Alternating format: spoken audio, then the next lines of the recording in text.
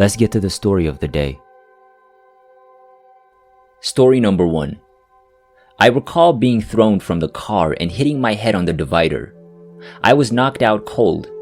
Looking down from the ceiling, my first memory was seeing my parents crying. I assumed I was awake. I was in bed the next time I saw a light in the middle of the room. "Look at this pretty darling," an Irish nurse said to me. "I'm going to wash her." The other nurse then approached her and said, "There's nothing we can do for her, so take care of the others first." Am I dead? I asked myself. I was terrified. Then I found myself speeding up this dark tunnel. I was still terrified, but there was a faint light at the end of the tunnel. Then I was in this lovely light. Kathleen, my friend's sister, greeted me. She was dressed in white and looked radiant. She told me not to worry. I asked her if I could talk to God.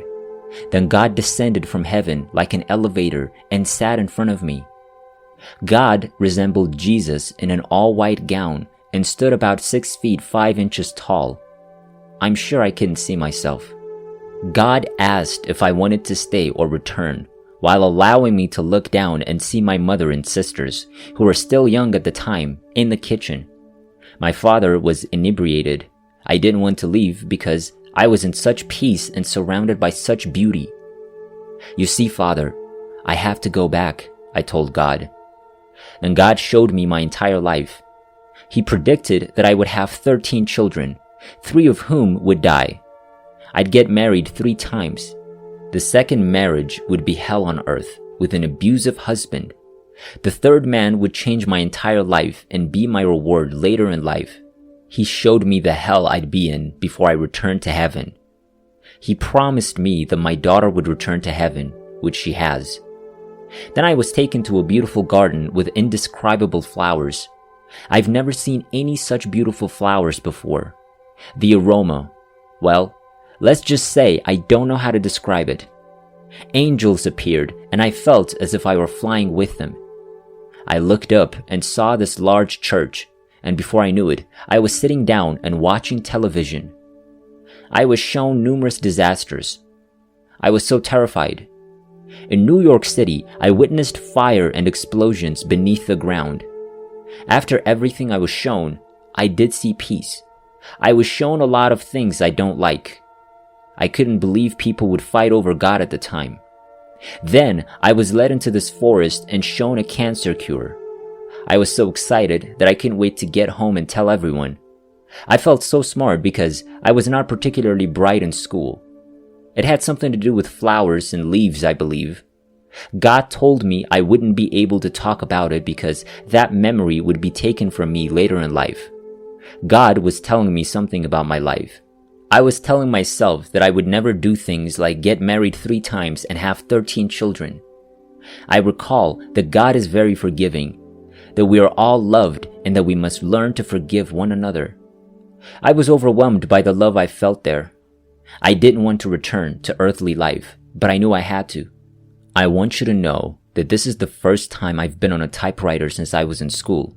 I remember saying, "I don't think I did that badly." Then, I was speaking to a machine and was instructed to press a button, which I did. My friend Aileen was standing over me when I awoke. "Your sister Kathleen told me to tell you that she thanks you for taking care of her children," I told her before falling back into a coma. When I awoke the next morning, I had no idea why I was in the hospital until my father informed me of the car accident. When I looked down, I saw that my left leg had been cut across my knee. I was released from the hospital a few days later. Then I told my father about what I'd witnessed. He warned me not to mention it or the doctors would lock me up. I would occasionally tell people about what I saw, but they would look at me as if I were insane, so I kept it to myself. Story number 2. This is Jack M. I believe I have a unique experience to share, not because I had an NDE, but because of how I recovered from it. I was at Lake Chelan in Washington State a few years ago. I was about 15 feet below ground when I was cut by a nail or something sharp, causing me to gasp. Water poured into my mouth and into my body as a result.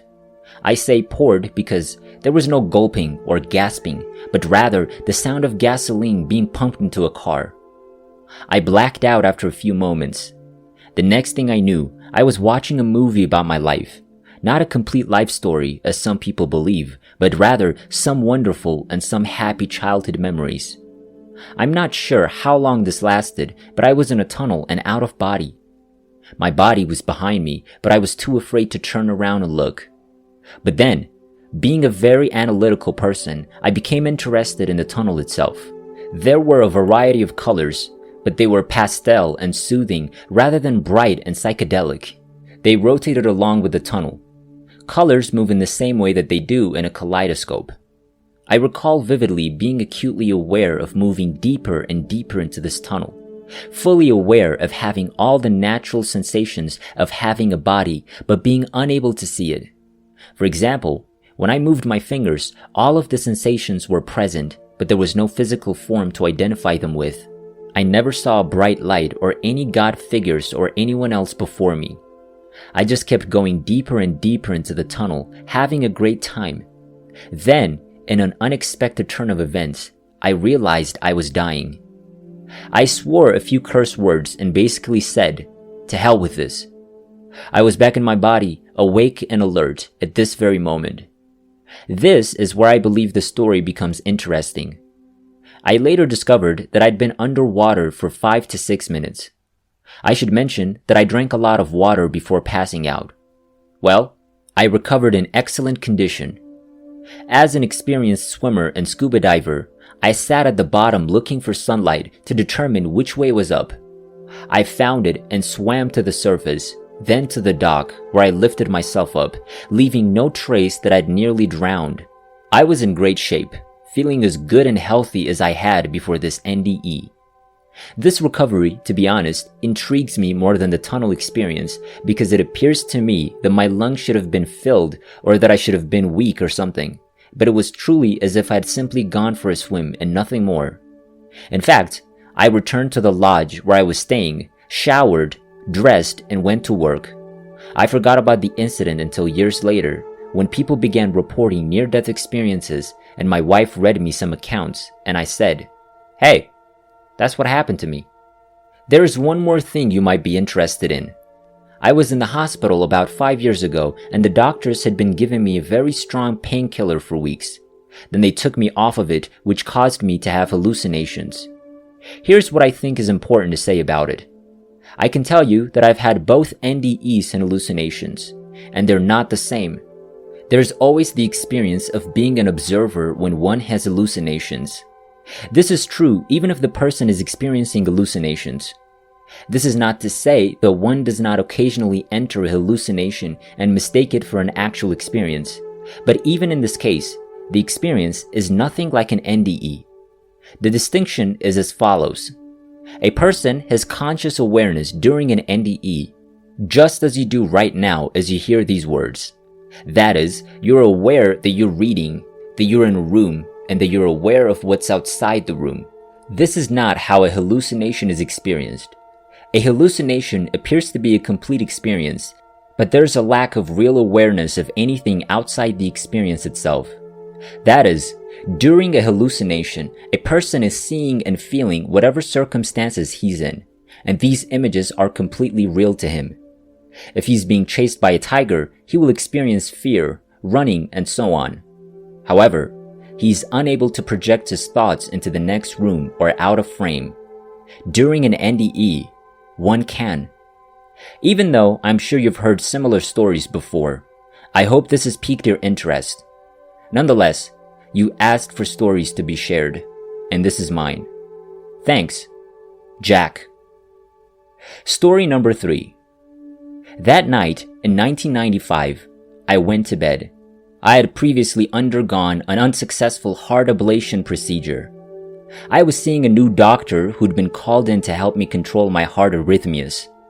It was not uncommon for my heart to beat extremely fast and on a daily basis since I was a child.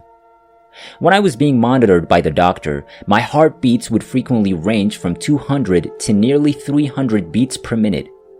My heartbeat was 411 beats per minute the day before my second heart ablation attempt.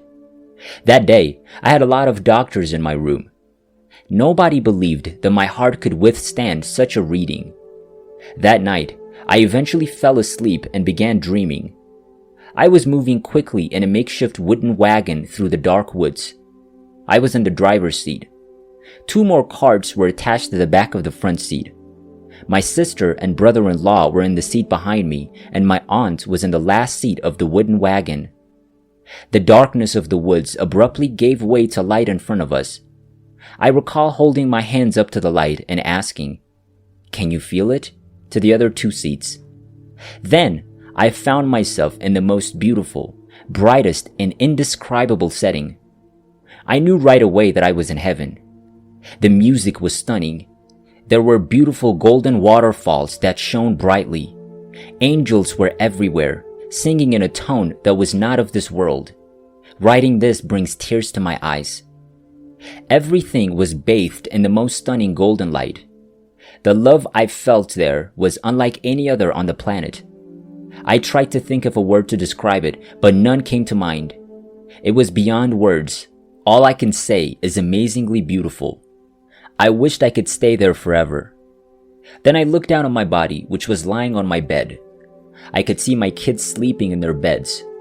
My husband worked nights and hadn't returned home when this happened. I was about to leave when I heard a voice from God himself say, "You can stay or go back." I returned my gaze to my children. My earthly soul couldn't abandon them all. That's when I realized my soul had returned to my body. I reflected on where I'd just been and began to cry from the beauty and peace that I just witnessed. I then got out of bed and felt as if I were floating towards my children's rooms. I questioned whether I was still alive. I was so light at the time. I went to my oldest child and gently touched him. I didn't want to wake him up, but I was curious if he could feel me touching him. He finally moved after 2 attempts, then awoke and looked at me. Everything was fine after I told him to go back to bed. I still couldn't believe I was back on Earth. I had about 2 hours until the father returned home. I sat in my living room, still processing the fact that I just witnessed heaven. I couldn't call my husband at work to see if he could hear me talking to him because this was before cell phones. It was a strange sensation. I wanted to be with my children, but also wanted to return to my previous location. Finally, I heard my husband's truck approaching the end of our long driveway. I sat right outside the door, waiting for him to come in. I just looked at him as he opened the door and said, "Mike, can you see me? Can you hear what I'm saying?" He was so perplexed about what was going on that I knew he could. I began telling him everything I'd seen in heaven. He was astounded by what I was telling him. He knew I couldn't possibly be making all of this up. He'd never seen me in such a state before that night. A week later, I signed up to teach high school catechism classes. I couldn't wait to tell my senior class about my heaven experience. Everyone I told the story to was astounded by what I was saying. In 1997, I underwent a successful heart ablation surgery to burn the chamber in my heart that was causing these arrhythmias. I was cured and have never experienced another attack since. Although my 13-year marriage ended a few years later, my ex-husband will never forget my description of heaven to him on that beautiful night.